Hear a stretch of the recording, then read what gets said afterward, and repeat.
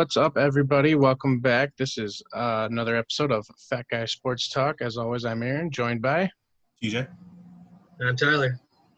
So today we got some more big news, I guess you can say, in the world of sports. We're going to continue on with our draft coverage too, but I'm going to send it to Tyler first of all to discuss some things in the soccer world.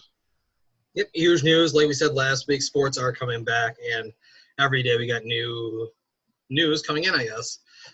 Big one here is MLS is finally back, and they're going to be hosting a MLS is Back tournament in Orlando on July 8th. As it looks, And nobody cares.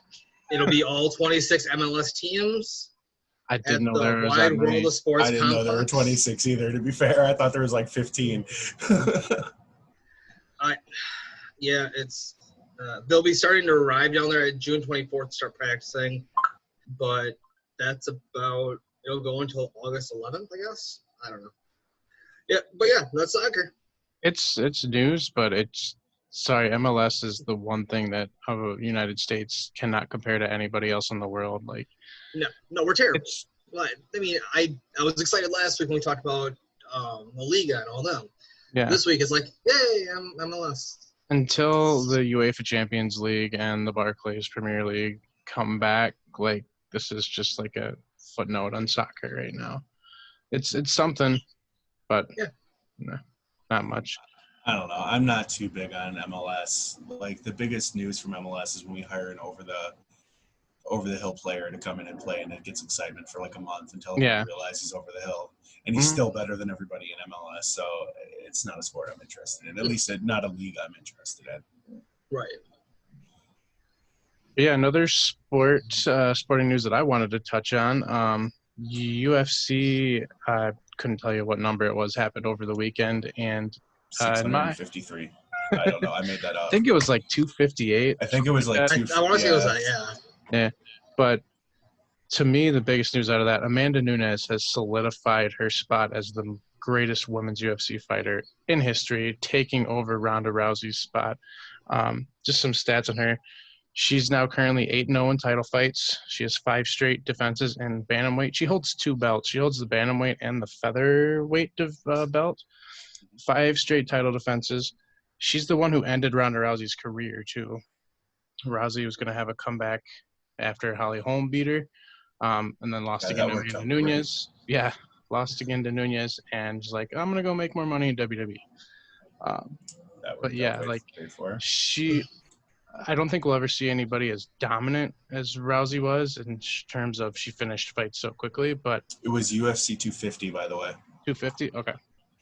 But Amanda Nunes is just unstoppable. There's nobody in this division that can give her good competition. Isn't she the title holder for 2 different weight classes too? Yep, she's the bantamweight and featherweight. Mm-hmm.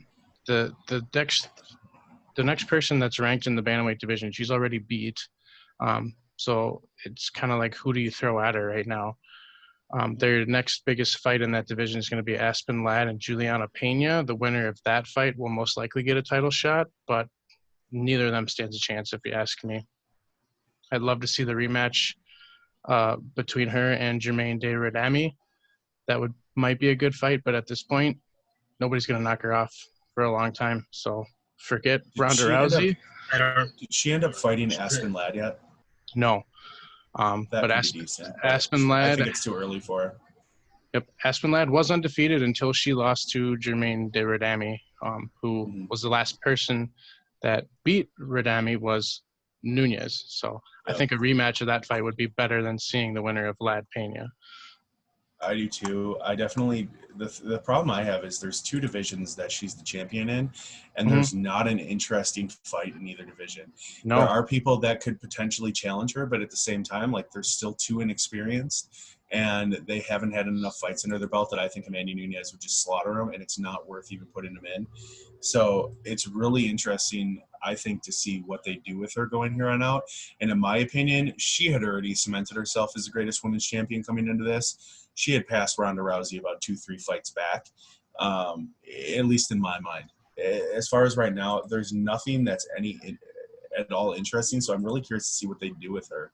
Because what else are they going to do? Are they going to move her? try to move another weight class and get her into some action there, or are they just going to keep her as the reigning 2-time champion of 2 different divisions? Yeah, I don't know. It's who knows, but as for right now, like there's nobody that's going to stop her.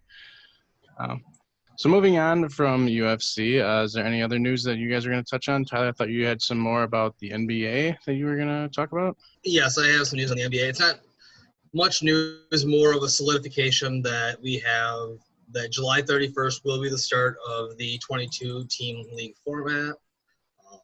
And then they're going to have teams start showing up to Orlando on July 7th. They're going to fly all the teams in there so they can start practicing. They're going to be staying all in the same worldwide world of sport. I don't know what it's called. The sports complex. Wide Disney. world of sports. Yeah. Sure, whatever you want to call it. But yeah, it's just been solidified that they're going. Little question for you guys. Do you know the one team that voted against the tournament? No. It was proposed. It was passed 29-1. Is it the Milwaukee Bucks? Is it the Pelicans? Toronto? Nope. The Portland Trailblazers. They're really trying to be Trailblazers by blocking this. Yeah, that was such a lame fucking setup for that joke. I'm a dad. Leave me alone. I can do it. Okay. I know Lillard had an issue with it because yeah. And I do know that a lot of players that have injury concerns have come out and said they're not comfortable restarting, and it's most likely having to do with the rehab and with the virus still being a thing, and so. Yeah, I'll say outside of NBA, one thing I did notice right as we were logging in is today, as we're recording, the MLB draft is going on.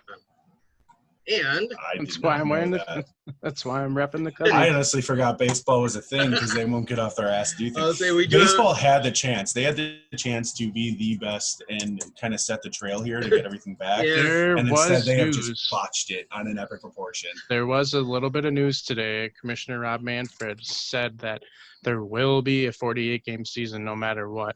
So who knows how true that is? But 48 games for a baseball season when you traditionally play 162, it's gonna be refreshing. Gonna be right. You have so many teams that usually start out hot and then the All-Star break happens and then they fucking die. Yeah. And now that's gonna be the whole start out season. Hot sometimes. So he did not guarantee there will be 48 games. What he has said, and I have the quote pulled up here. Okay. We're hopeful that it will produce reciprocal movement from the Players Association. Hold on, I'm trying to pull what he did. So he says that he's 100% sure that you'll see a 2020 season, that we'll see a number other than 100% on salary, and some recognition that 89 games, given where we are in the calendar and over the course of the pandemic, is not realistic. So he didn't say how, he didn't put a guarantee on how many games there will be, but right now it looks like they're trying to find a common ground, but somewhere between 48 and 89 games, with full prorated salaries is what they're looking at. And you're going to have to bring in scabs to come in and do it. And I'm not watching that. That has no interest. I'll be the next Prince Fielder. I got this.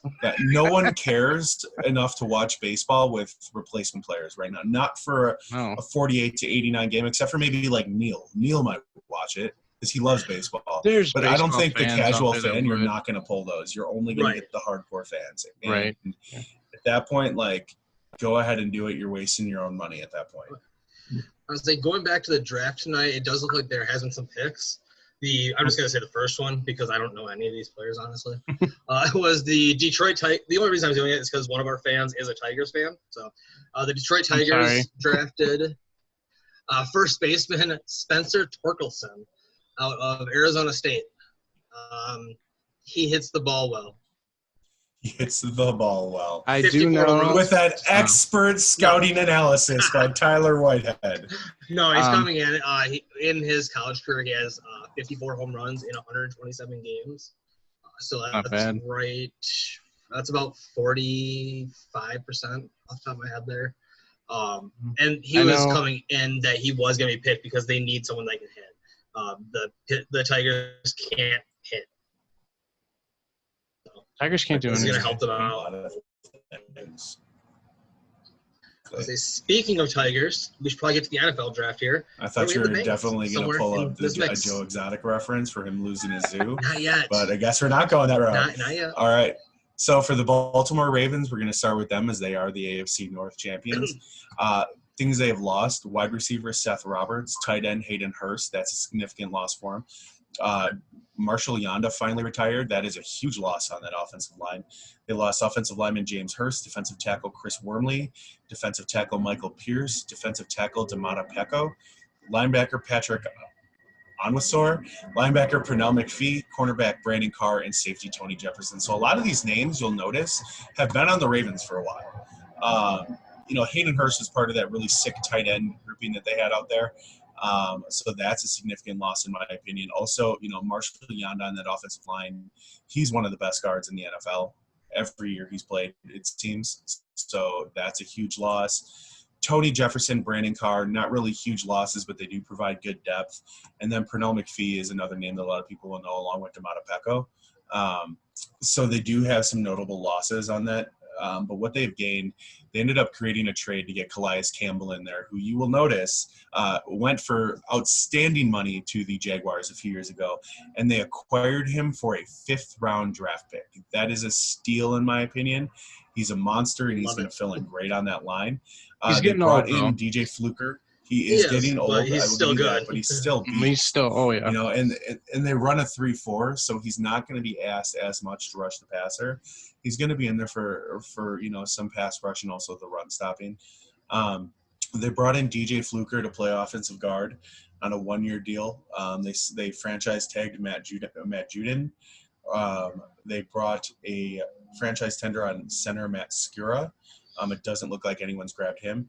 And then they re-signed Jimmy Smith, Jihad Ward, and they brought in Derek Wolfe on the defensive line. He was a former defensive end for the Broncos. He's very solid. I think he's extremely underrated. I love the re-signing to Jimmy Smith. He's never quite reached his potential, but he's been very solid. And then, of course, bringing in DJ Fluker. I don't think he's as good as Yanda. He's not as good as Yanda. If I recall correctly, he was drafted as a tackle and kind of converted to guard. He'll fill a stopgap there. But going into the draft, the first pick, 28th round, I think, in my opinion, one of the top 3 best players in the draft with Patrick Queen at linebacker. I love linebackers. And Patrick Queen, I think, gives them a young kind of Ray Lewis mentality type player in the middle of the defense, and that's where something they had a weak spot in was their linebackers in the middle. 23rd pick in the 2nd round, they drafted running back J.K. Dobbins out of Ohio State. A lot of people are really high on him. I'm not. I don't think he's going to turn out to be that great, but at the same time, they have a lot of options to run the football with. This is just going to add depth and a potential explosive number 2. 7th pick in the 3rd round, Justin Matabuke, defensive tackle out of Texas A&M. 28th pick in the 3rd round, Devin DuVernay, wide receiver out of Texas. 34th pick in the 3rd round, Malik Harrison, linebacker out of Ohio State. 42nd pick in the 3rd round, Tyre Phillips, guard out of Mississippi State. I really like him. I think he has the potential to be a really big, a nice size beast on there. Also gives him a year to kind of learn and kind of move around and play depth on the offensive line. 37th pick in the 4th round, Ben Bredeson, guard out of Michigan. 25th pick in the 5th round, Broderick Washington, defensive tackle out of Texas Tech. I really like him. He's not going to be a star, but he'll provide some depth if he can reach his potential. 22nd pick out of the 6th round, James Prochet, wide receiver out of Southern Methodist. And then the 5th pick out of the 7th round, Geno Stone, a safety out of Iowa. I really like him as a depth pick as well. I don't think he's going to blow anybody away, but I think he can provide a really tough presence in the safety position. Tyler, what are your opinions on that? With this, I honestly – it looks like their draft that they're trying to go for. I like Patrick Queen a lot. I do agree with you that. The only thing with him is he's small. Mm. He's very small. He's 6 foot 2, 229. 220. That's not that small. That's a little oversized. In a 3-4, not really. No. They're typically on the smaller side. I know the ends usually are. I don't know. I do like him though. He's going to be great there. He's going to be a first-year starter. He's going to be the leader of that team.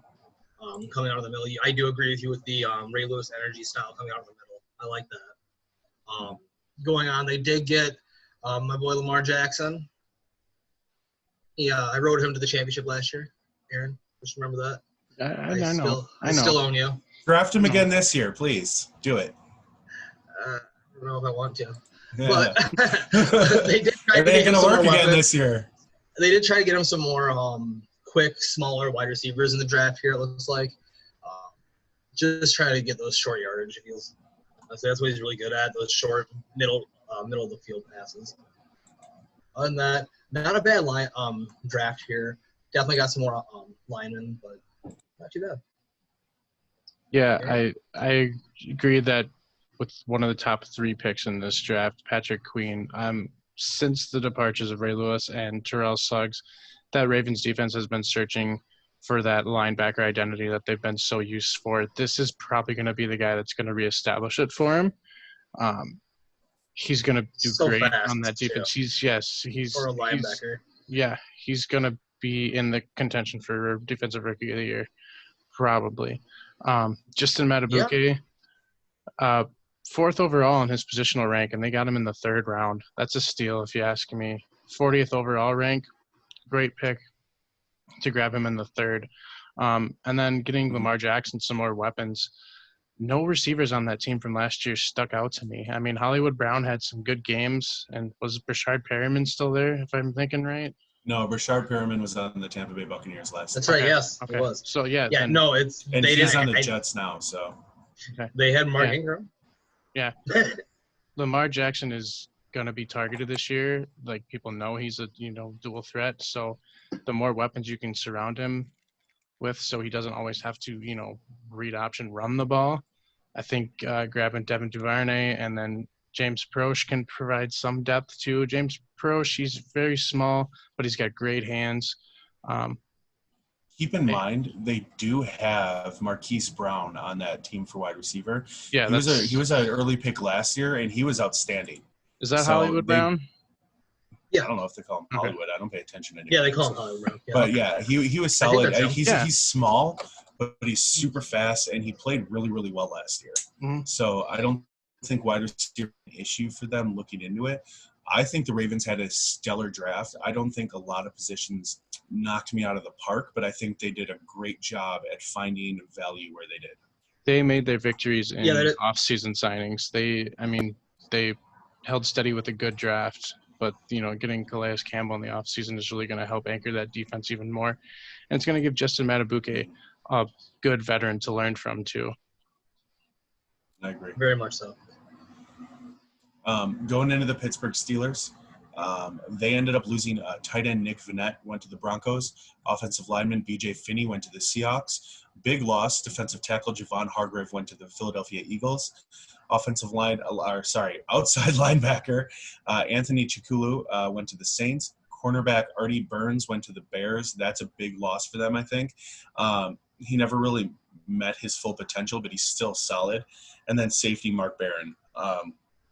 Mark Barron, he never lived up to his billing, so that's not a huge concern for me. They tried – people tried to get him involved. They put him at safety. They put him at linebacker. He didn't work out very well. He benefited from playing in Alabama. That's what got him drafted. Yeah, he benefited from playing in Alabama. I never was big on him coming out of college, but I thought he'd be better than he is. What they ended up bringing in, they did put a franchise tag on Bud Dupree. They did sign Eric Ebron from the Lions to a 2-year deal. They brought in TJ's brother Derek Watt on a 3-year deal to play fullback. Brought in Chris Wormley via trade with the Ravens. And then they brought in and they signed Stefan Wisniewski, who I love as a center. He might be playing guard right now, I think. But he used to be a Raider. His dad played in the NFL for a while I don't remember who, but it was a pretty good team, I think. And he signed a 2-year deal to come in and play on the offensive line there, which I think will really help him out. I love him. I know he's not top of the league as far as his position, but I think he's a very good player. As far as their draft, they didn't have a first-round pick. So 17th pick in the second round, they drafted Chase Claypool, wide receiver out of Notre Dame. I really like him. 38th pick in the third round, edge rusher Alex Highsmith out of Charlotte. 18th pick in the 4th round, Anthony McFarland, running back out of Maryland. I think he's going to provide a nice punch and some depth to that team. 29th pick in the 4th round. Again, I love these middle round guards that teams are grabbing, and I really like a lot of them have been drafted. Kevin Dotson, a guard out of Louisiana Lafayette, is no exception. 19th pick in the 6th round, Antoine Brooks Jr., safety out of Maryland. And then 18th pick in the 7th round, Carlos Davis, defensive tackle out of Nebraska. And that was their draft for this year. Yeah, I like the Chase Claypool pick. I'm a little biased. I'm a Notre Dame fan, but this dude has Calvin Johnson's size and speed. Now, is he going to be the next Calvin Johnson? Probably not, but he's going to be a decent receiver. He's going to win you jump balls. He's big. He's 6'4", 238. That's a big receiver. Keep in mind, his NFL comparison is another young player who's currently on the Baltimore Ravens by the name of Miles Boykin, who also has that Calvin Johnson size and speed. So there's a couple of them in this division. As for the rest of their draft, though, they chose one player that was after Claypool that was inside the top 200 ranks, and that was Anthony McFarland, running back out of Maryland. So maybe they know something that we don't know, but all the other picks are outside the top 200 ranks. I don't know. It just feels like the Steelers have been blowing up the last couple of years. Might as well just blow this up. Yeah, they haven't been doing well in the draft really at all. I love Chase Claypool, though. I do. Chase Claypool is going to be outstanding, I believe, especially if if Big Ben's back. He can have a solid year throwing to him, get some good stats under him. He'll have a good year. Outside of that, like you said, they picked pretty poorly. So why don't we go on to the Browns? Give me a second with that one. I need to pull that one up. So you're going to have to edit this. Yeah, just for perspective, their 3rd round pick, Alex Highsmith, his overall positional rank, or his overall rank their draft was 265. There's only 255 picks in the draft, so they wasted a 3rd round pick on somebody who was projected not even be drafted. Yeah. So what they were doing is they were playing bad, and they found someone in that draft class of like he did really good on my team. Let's draft him. Yeah. Playing with those, they're playing with the downloadable rosters and shit. They didn't. Somebody just gave like high. All right. Look at him go. All right, so getting into the Cleveland Browns here, they had a really underwhelming season last year. They were projected to be way higher. They're projected to be way higher again this year. People are saying, Baker Mayfield has no reason to not succeed this year with what's on that team. But what they've lost, they lost Drew Stanton, quarterback, tight end Demetrius Harris, linebacker Christian Kirksey, linebacker Joe Schobert, cornerback TJ Carey, safety Eric Murray, and safety Demarius Randall. None of them, in my opinion, are big losses. Christian Kirksey, I don't think he's that good, and I know you're a Packer fan, but the guy's injured. Just a middle. He's a middle linebacker, Clay Matthews. So I don't know. Take that how you will. What they gained, they did get some nice pieces in free agency. They brought in Andrew Billings on a 1-year deal to play defensive tackle. He'll provide some nice depth. He's a monster. Defensive end Adrian Claiborne, they signed him on a 2-year deal. Offensive tackle Jack Conklin they brought in to replace Joe Thomas, give them a little bit of skill now at the left tackle position, hopefully. They brought in B.J. Goodson, linebacker, signed a 4-year deal with Austin Hooper from the Falcons, who will give Baker Mayfield another big target down the field. They put a 2nd-round tender on Kareem Hunt, so he's still on the team. Brought in fullback with a trade for a 7th-round pick. They brought in fullback Andy Janovich. Cornerback brought in Kevin Johnson. He's solid. Carl Joseph coming in with a 1-year deal. That's going to be more of a prove-it year. The guy's had some injury issues. Never really lived up to the potential of being a first-round draft pick with the Raiders. So we'll see how he does in Cleveland. They did pick up Case Keenum to back up Baker Mayfield, and then they brought in Andrew Sendejo on a 1-year deal to play safety. They had some big pickups. Austin Hooper, I like Carl Joseph a lot. Kevin Johnson's decent. I have always loved Andrew Billings. He hasn't really lived up to his billing, but he's been, I think, outstanding. at times. He does have a lot of holes in his game, but I think he'll be a good fit for some depth. Going into their draft, I thought they had a really, really good draft. 10th pick, first round, Jedrick Wills, tackle out of Alabama. He can either come in and play left tackle or start him at right. I think Jack Conklin fits better on the right side personally, and you can bring Jedrick Wills into the left. But he is very raw, so that's a concern. 12th pick in the second round, safety Grant Delpit out of LSU. I think he's fantastic. 24th pick in the third round, Jordan Elliott, defensive tackle out of Missouri. I really love him. 33rd pick in the third round, Jacob Phillips, linebacker out of LSU. 9th pick in the fourth round, Harrison Bryant, tight end out of Florida Atlantic. 15th pick in the fifth round, Nick Harris, center out of Washington. I really like him as well. And then 8th pick in the sixth round, Donovan Peoples. And then there's a hyphen here, but my screen won't open. Donovan Peoples-Jones, yeah. Clearly, I'm not a big fan of his. He didn't really stand out to me enough for me to really pay that much attention. Honestly, he wasn't that outstanding. I didn't really see much on his tape that stuck out, but it's an 8th round pick in the 6th round. Or it's an 8th pick in the 6th round, so take it as you will. What do you think, Tyler? Yeah, with their pickups, they had a lot of – they didn't lose a lot, like you said. They picked up a lot of great ones. I love Hooper in there. Having Hooper and Njoku, you got – Beckham Jr., you got Landry, you got Kareem Hunt, you got Nick Chubb. There is no reason Baker Mayfield shouldn't be able to do it unless he doesn't have an offensive line, which you bring in Conklin. You draft Willis Jr. here, which I think is outstanding. I think he's going to come in there. He's going to fill that role, and he's going to be a solid starter year in and year out. And then going down, they had I like their draft. Getting Jacob Phillips from LSU, always getting some from LSU this year has been huge. I'll say that team was outstanding. And then to kind of contradict Peoples-Jones, I don't mind there because he's a deep threat for him. He gives Baker Mayfield another person that, hey, I'm going to launch it, go run. And that's kind of what he needs right now. So you got Beckham, you got Landry for the route running. I'll say you can get someone like that that's just fast and can run. Why not use him like that? So I think he's a good pick. Yeah, this team is on paper should be scary, and they just can never seem to get it together. I've been rooting for him for years.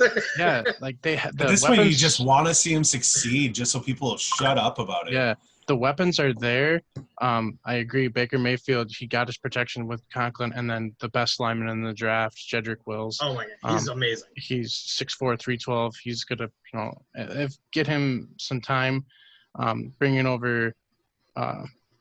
Would you say the tight end Austin Hooper and David Njoku? He has weapons to throw to, and re-signing Kareem Hunt. That offense should be scary, so we should see. The other pick I like is Grant Delpit. He had an injury last year, so that kind of made him look a little bad in his last year, but dude's amazing. I was really hoping that he would fall to the Bears at their second round pick. He was taken right after Cole Kmet, so that was a little disappointing, but yeah, he should fit in great with the Browns. I really hope this team can get it together for once. At least get the playoffs, man. Yeah. I mean, this is on paper. This is almost a championship team. Mm-hmm. Not necessarily saying they're going to win the championship, but they should be in the AFC Championship with this roster. So there's no excuse for them not to slide into at least a wild card this year. Right. I mean, looking at that defense that they have, also, and that defense is scary good too. So, I mean, Garrett. Is Myles Garrett back? I remember they suspended him indefinitely, but I don't remember what they said after the season. It got shortened after. That's what I thought too. I think he's back at some point this season. And they have a new coach this year, right? They have a new coach, much better coach. Because they got rid of Freddie Kitchens, right? Yep. Because that was a mistake. And they brought in they brought in the young coach. Oh man, I'm just blanking on it. I've worked 9 hours today. And then I got right on here. So Stefanski. Oh yeah. Kevin Stefanski. Stefanski. Yeah. So, as we've said for like the last 3 years, the Browns could be good. Let's hope that we finally get it right this year. Playoff bound. I'm not going to bet money on them this year. I've lost too much money on them. But yeah, hopefully. All right. All right. So for the Cincinnati Bengals, what they ended up losing, and they are bottom of their division, as you may have heard, they ended up losing quarterback Andy Dalton because, well, they didn't want him. Lost Tyler Eifert, who had a good year a couple years ago. Offensive tackle Cordy Glenn, another guy that had a good year a couple years ago. Guard John Miller, defensive tackle Andrew Billings, who we just spoke about. Cornerback Darkeezy Dennard. Cornerback Drake Kirkpatrick, and cornerback B.W. Webb, along with safety Clayton. I'm not going to fucking pronounce that. Fejida LM. Tyler, you should be able to get it. That looks not somewhat Nordish. Not doing So Dennard never really lived up to his potential. Either did Drake Kirkpatrick. They've been Kirkpatrick's kind of been a journeyman around the league for a while. Darkeezy Dennard never really did what he should have done. Coming into the league, so not huge losses they've really had. As far as what they gained, they did sign Mackenzie Alexander away from the Vikings on a 1-year deal. They brought in safety Von Bell, who agreed with a 3-year deal. That's a big signing for him. They did put a franchise tag on AJ Green. Brought in DJ Reader, who is an upgrade, I think, on that defensive line on a 4-year deal. And then they brought in Trey Waynes, who, if I'm not mistaken, he was a former Viking too, wasn't he? Yep. So they just really love the Vikings corners that don't make picks, but they do shut down receivers. So they brought him in on a 3-year deal. Realistically, I think the talent they brought in at corner is about equal to what they lost. So not too mad about it. Von Bell coming in safety is a massive pickup for them. And then, of course, franchising AJ Green and then bringing in DJ Reader, I think, is outstanding. As far as the draft, they did take first pick in the first round, quarterback Joe Burrow out of LSU. I think he's the second best quarterback in this draft. I can't blame him for grabbing him. The guy's a cannon arm. He has all the tools to be successful. My concern with him is just he seems a little bit slow, and he needs to have the right scheme around him to succeed. His seasons in 2018, 2019 were completely different.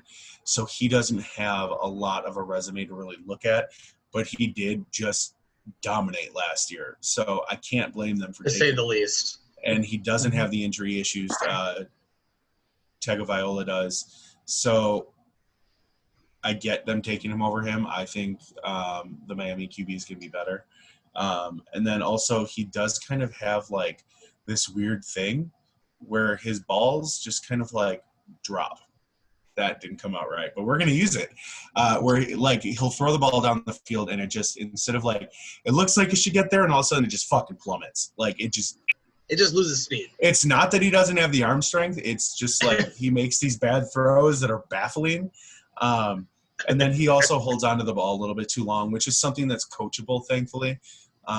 He just needs to get rid of the ball a little bit quicker. And I think that'll definitely help him out at the NFL level, especially when you're getting under pressure a lot quicker too. First pick in the second round, T. Higgins, wide receiver out of Clemson. He's going to be outstanding, in my opinion. He's fantastic. He runs decent enough routes. He's big. If I'm not mistaken, his hero was AJ Green. And he gets a year to learn from AJ Green and kind of develop his game a little bit, learning from him, which I think is going to be big for him. I don't think he's as good as AJ Green, but I think he's going to be good enough that losing AJ Green isn't going to be that big of an issue. First pick in the third round, how big is AJ Green? Logan Wilson. He's 6'4", I'm pretty sure. T. Higgins is 6'4", 216. Yeah. So they're very similar in terms of size and speed. First pick in the third round, they did draft Logan Wilson, linebacker out of Wyoming. I really like him. I think he was extremely underrated, and I think that he is going to do very well in the NFL. Sorry, I need something to drink real quick. The next pick they ended up grabbing was Akeem Davis-Gaither. I like him. I think he can provide some very, very solid depth for this team. I don't think he's going to be a starter, but again, this is the linebacker they drafted first pick in the fourth round out of Appalachian State. So if he does more than being depth, great, but you're not going to scout him as being a day one starter when you're drafting somebody from Division II. And then first pick in the fifth round, Khalid Kareem, edge rusher out of Notre Dame. I like him. first pick out of the 6th round, Hakeem Adeniji, a guard out of Kansas. I love him. I think he's fantastic. I think he has a powerful burst. I think he could be a steal in the 6th round. And then first pick in the 7th round, Marcus Bailey, linebacker out of Purdue. Not a big fan out of him. He was clearly just a let's see if he can make the roster and contribute on special teams pick. Yeah, the Bengals. Why do y'all take it up? Sorry, I'm a little bit low. The Bengals, first off, made draft history this year. They were the first team to ever pick first in every single round. They didn't trade away any of those picks. So the Joe Burrow pick, though, it was the obvious choice at number 1. He's an Ohio boy. He's going to play in Ohio. The narrative is there.